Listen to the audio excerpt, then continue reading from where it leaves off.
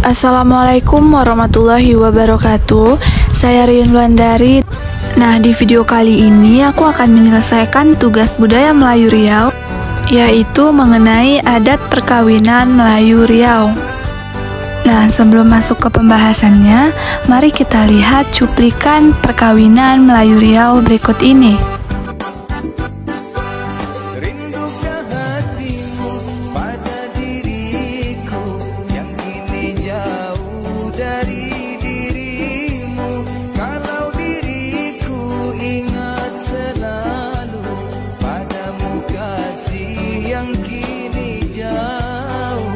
Nah, begitulah kira-kira cuplikan video pernikahan adat Melayu Riau.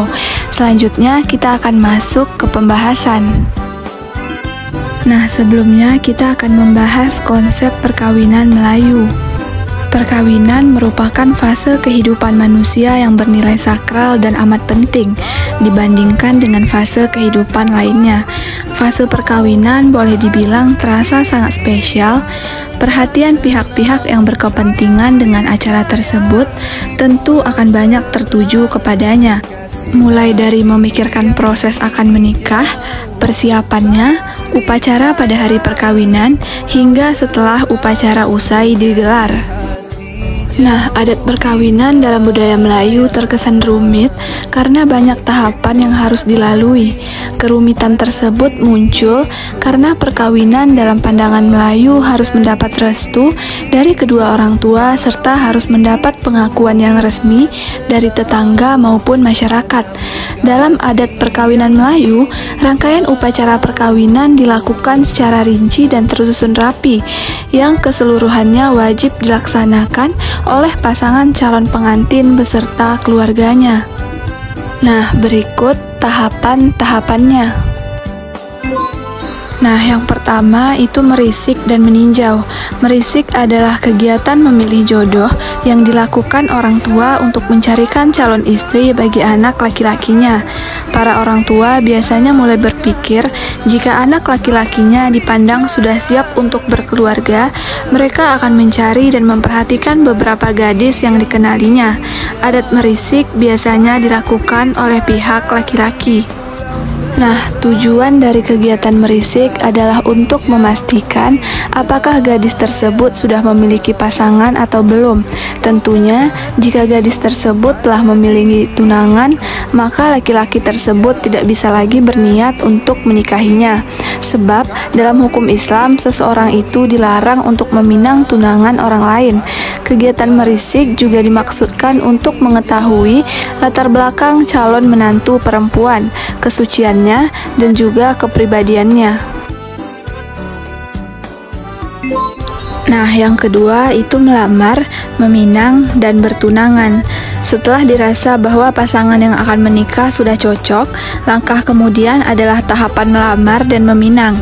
Sebelum meminang, keluarga pihak laki-laki melamar terlebih dahulu gadis yang akan dinikahi. Jika masih dalam tahap melamar, maka rencana perkawinan belum dapat dipastikan. Nah, lamaran dilakukan oleh pihak calon pengantin laki-laki, yaitu dengan cara mengantarkan beberapa wakil yang terdiri dari beberapa orang yang dipercaya dapat memikul tanggung jawab tersebut.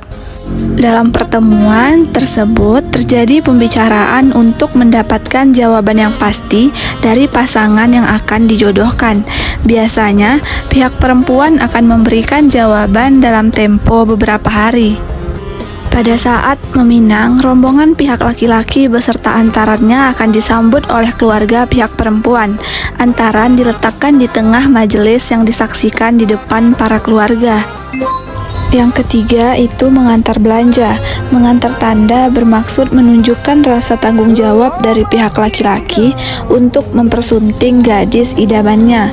Pada hakikatnya, mengantar belanja mencerminkan rasa senasib sepenanggungan, seaib, semalu, yang berat sama dipikul, yang ringan sama dijinjing.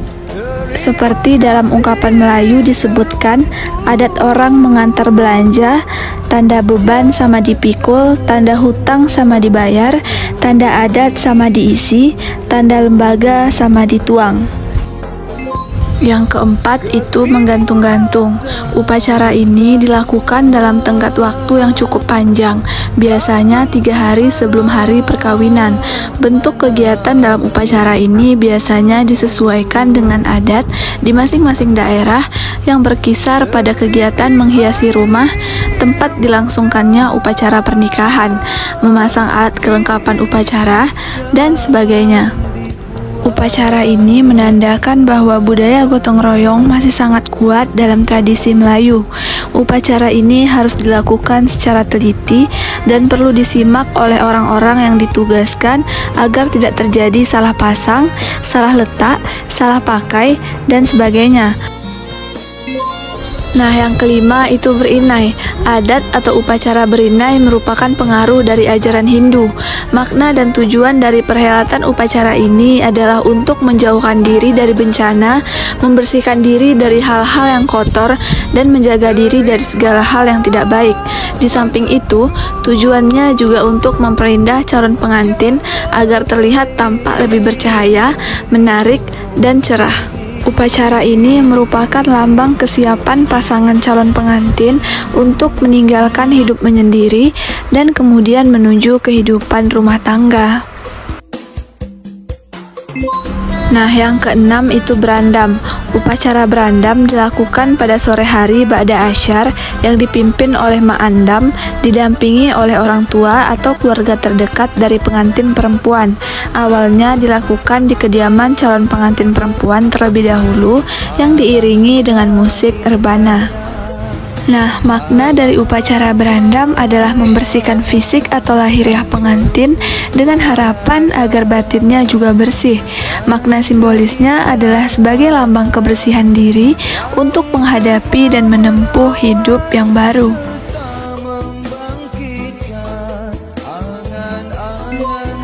Nah, yang ketujuh itu khatam Al-Quran. Upacara khatam Quran sebenarnya bermaksud menunjukkan bahwa pengantin perempuan sudah diajarkan oleh kedua orang tuanya tentang bagaimana mempelajari agama Islam dengan baik. Sebagaimana ungkapan adat, pendidikan boleh tiada tamat, ijazah boleh tiada dapat, tetapi khatam Al-Quran tiada boleh terlewat. Nah, selanjutnya yaitu upacara perkawinan Melayu. Yang pertama itu hari akad. Hari akad adalah hari paling penting dari perkawinan ini karena merupakan hari di mana berlangsungnya akad nikah itu. Hari akad ini diawali dengan datangnya mempelai pria beserta keluarganya ke kediaman mempelai wanita dengan membawa beberapa seserahan dan sebagainya. Proses-proses yang biasanya dilakukan pada hari akad ini antara lain seperti yang dijabarkan berikut ini. Nah, yang pertama itu antar belanja atau seserahan. Antar belanja atau yang biasa dikenal dengan seserahan dapat dilakukan beberapa hari sebelum upacara akad atau sekaligus menjadi satu rangkaian dalam upacara akad nikah. Ungkapan adat mengajarkan adat Melayu sejak dahulu, antar belanja menebus malu, tanda senasib seaib semalu, berat dan ringan bantu membantu. Makna dalam upacara antar belanja ini adalah rasa kekeluargaan yang terbangun antara keluarga pengantin laki-laki dan pengantin perempuan.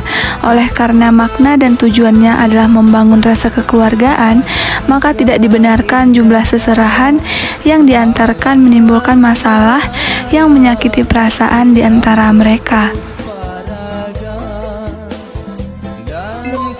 Nah, yang kedua, akad nikah. Upacara akad nikah merupakan inti dari seluruh rangkaian upacara perkawinan. Sebagaimana lazimnya, dalam adat perkawinan menurut ajaran Islam, upacara akad nikah harus mengandung pengertian ijab dan qabul. Pemimpin upacara ini biasanya adalah kadi atau pejabat lain yang berwenang. Setelah pernyataan ijab dan qabul telah dianggap sah oleh para saksi, kemudian dibacakan doa walimatul urusyi yang dipimpin oleh kadi atau orang yang telah ditunjuk.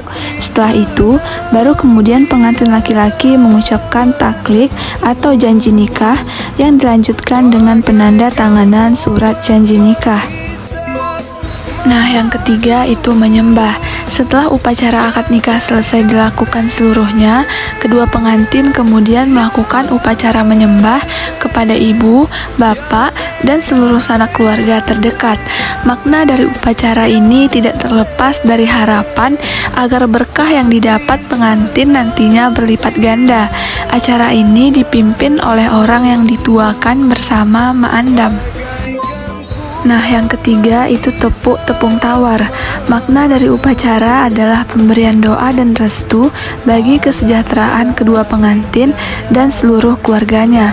Di samping itu juga bermakna sebagai simbol penolakan terhadap segala bala dan gangguan yang mungkin diterimanya kelak.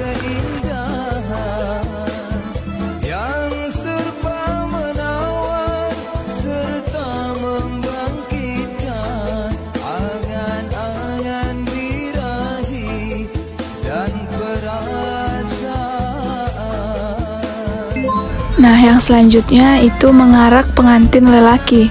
Upacara ini bentuknya adalah mengarak pengantin laki-laki ke rumah orang tua pengantin perempuan. Tujuan dari upacara ini sebagai media pemberitahuan kepada seluruh masyarakat sekitar tempat dilangsungkannya perkawinan bahwa salah seorang dari warganya telah sah menjadi pasangan suami istri. Nah, yang kelima itu menyambut arak-arakan pengantin lelaki. Sesampainya rombongan arak-arakan pengantin laki-laki di kediaman keluarga pengantin perempuan, kemudian dilanjutkan dengan upacara penyambutan sebagai bentuk ketulus hatian dalam menerima kedatangan mereka. Upacara penyambutan arak-arakan pengantin laki-laki biasanya bentuknya 3 macam, yaitu permainan pencaksilat, bertukar tepak induk, dan berbalas pantun pembuka pintu. Dalam kegiatan permainan pencaksilat, makna yang terkandung di dalamnya adalah bahwa pengantin laki-laki sebagai calon kepala rumah tangga perlu ditantang kejantanan dan kepiawaiannya. Nah, yang keenam itu bersanding. Acara bersanding adalah menyandingkan pengantin laki-laki dengan pengantin perempuan yang disaksikan oleh seluruh keluarga, sahabat, dan jemputan. Inti dari kegiatan ini adalah mengumumkan kepada khalayak umum bahwa pasangan pengantin sudah sah sebagai pasangan suami istri. Nah, yang ketujuh itu resepsi perkawinan. Upacara ini merupakan lanjutan dari upacara bersanding yang disaksikan oleh masyarakat umum secara lebih luas. Upacara ini dimulai dengan proses kedatangan iring-iringan rombongan pengantin memasuki pintu gerbang tempat dilangsungkannya resepsi perkawinan. Nah, rombongan pengantin akan disambut dengan bunyi-bunyian kopang dan diarak sampai pengantin duduk di pelaminan. Upacara ini biasanya dimulai dengan pembacaan ayat-ayat suci Al-Quran.